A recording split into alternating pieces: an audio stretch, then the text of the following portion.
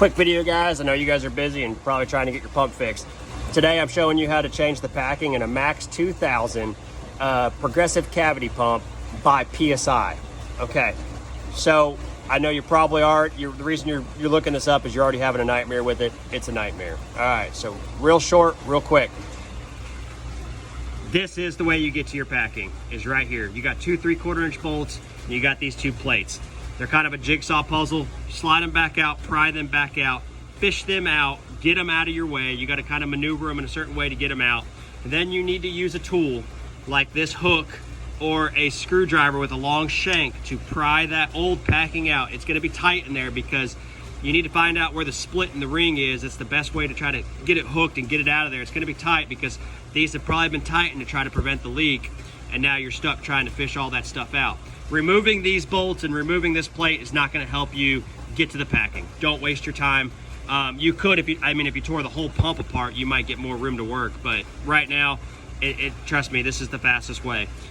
You'll spend 1 to 2 hours trying to get that packing out of there. It's a pain, but I'm telling you, it's still the fastest route. So once you get that packing out of your way, I'm going to show you guys a quick trick.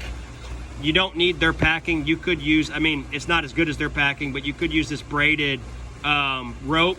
It's 5/8 in size, and you could use like a PTFE pipe dope and use that pipe dope, slather it or grease, pop it back in there, and tighten that up. And when you tighten it up, you just snug it up. But when you're putting it in there, you want to cut it just like the packing. So you want to cut it in a 45, and then you want to feed one on top, one on the bottom, one on the left, one on the right as you're feeding that packing in.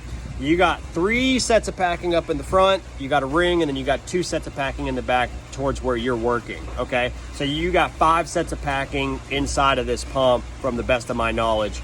And then when you're going back in, you wanna fish your tools back, your little plates back in there, and then use that 3/4 inch bolt to snug it back in. Do not over tighten it, just snug it.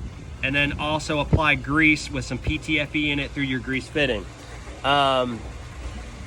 That's the best way to change it.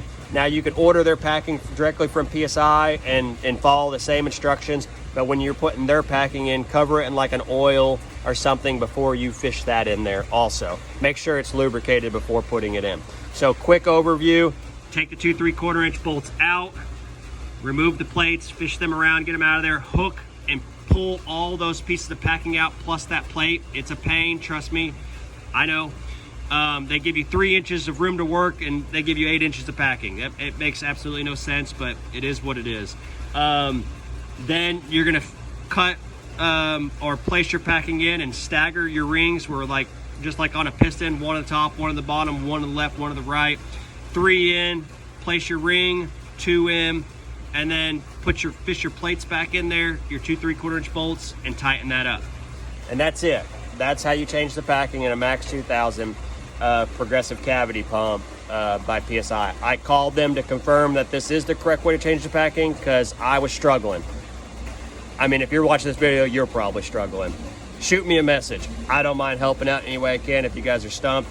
They're just kind of a pain. All right, thanks guys, bye.